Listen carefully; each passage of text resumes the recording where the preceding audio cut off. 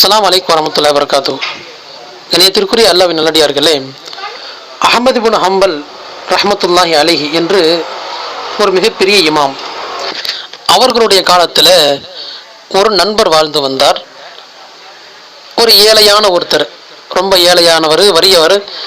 அஹ்மது பின் ஹம்பல் ரஹ்மத்துல்லாஹி அலைஹி அவருடைய வாழ்க்கையை பார்த்து நெகிழ்ந்து போகிறாங்க, மகிழ்ச்சி அடைகிறாங்க. என்ன அப்படின்னு சொன்னால், அவர் என்னதான் வறுமையில் இருந்தாலும், என்னதான் கஷ்டத்தில் இருந்தாலும், எவ்வளோ சிரமமாக இருந்தாலும், வருஷம் குர்பானி கொடுக்கறதுக்குன்னு காசு ஒதுக்கி, பணத்தை ஒதுக்கி வருஷம் குர்பானி கொடுத்துருவார்.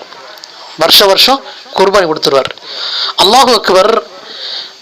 இப்படிப்பட்டவருடைய நிலை என்னதான் என்பதாக பார்க்கணும். அப்படிங்கிறதுக்காக அஹ்மது பின் ஹம்பல் ரஹ்மத்துல்லாஹி அலைஹி 2 ரக்காத் தொழுதுட்டு, யா அல்லாஹ், இந்த மனிதரை பற்றி நீ எனக்கு காட்டி கொடு, அவருடைய நிலைமை என்ன அப்படிங்கிறத காட்டி கொடுன்னு சொல்லிட்டு 2 ரக்காத் தொழுதுட்டு ஒழுவோட தூங்கிட்டாங்க.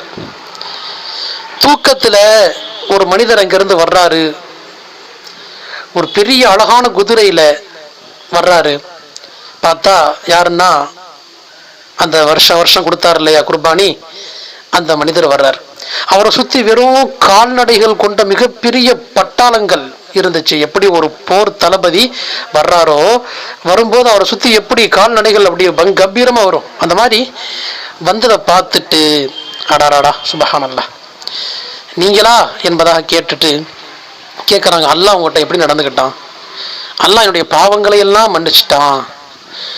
ஏன் மன்னிச்சிட்டான் அப்படின்னு கேட்கும்போது, அப்போது அந்த வறியவர் சொல்கிறாரு, நான் ஒரு ஏழ்மையான பெண் ஒருத்தி இருந்தா, அந்த பெண்ணுக்கு 1 திர்ஹம் தங்க நாணயம் நான் என்ன செஞ்சேன், தர்மமாக கொடுத்தேன். அதனால் அல்லாஹ் தஆலா என்னுடைய பாவத்தெல்லாம் மன்னிச்சிட்டான்.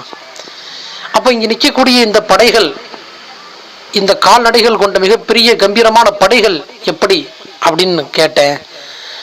அப்போ அந்த குதிரை சவாரி செஞ்சு வந்த அந்த வறியவர் சொன்னார், நான் இத்தனை வருஷங்களாக நான் கொடுத்த குர்பானிகள் தான், குர்பானியினுடைய ஆடுகள் தான் இவைகள் எல்லாம் அப்படின்னு சொல்லிட்டு, இதோ நான் பயணித்து வந்திருக்கிறேன், இந்த குதிரை மிகப்பெரிய குதிரை, இதை நான் முதலாக கொடுத்த குர்பானி தான் என்பதாக சொல்கிறார். இப்போ பாருங்கள், அல்லாஹு தாலா ஒரு மனிதன் அல்லாஹ்விற்காக வேண்டி செய்யக்கூடிய அந்த செயல்களில் அல்லாஹு தாலா எத்தனை பெரிய வெகுமதிகளை வச்சிருக்கிறான்.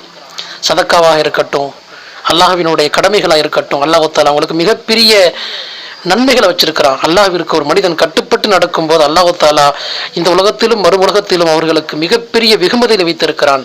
இன்னைக்கு அது தெரியாத மக்கள் என்ன செஞ்சிடறாங்க, இந்த உலகத்தினுடைய ஆதாயங்களையும் இந்த உலகத்தினுடைய ஆசாபாசங்களுக்கு மயங்கி போய் என்ன செஞ்சிடறாங்க, வாழ்க்கையை இழந்துடுறாங்க. அல்லாஹு தாலா பாதுகாக்கணும்.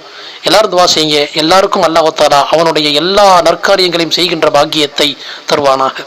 மிக குறிப்பாக இந்த குர்பானை செய்கின்ற பாக்கியத்தை தருவானாக. ஆமீன். அஸ்ஸலாமு அலைக்கும் வரஹ்மத்துல்லாஹி வபரகாத்துஹு.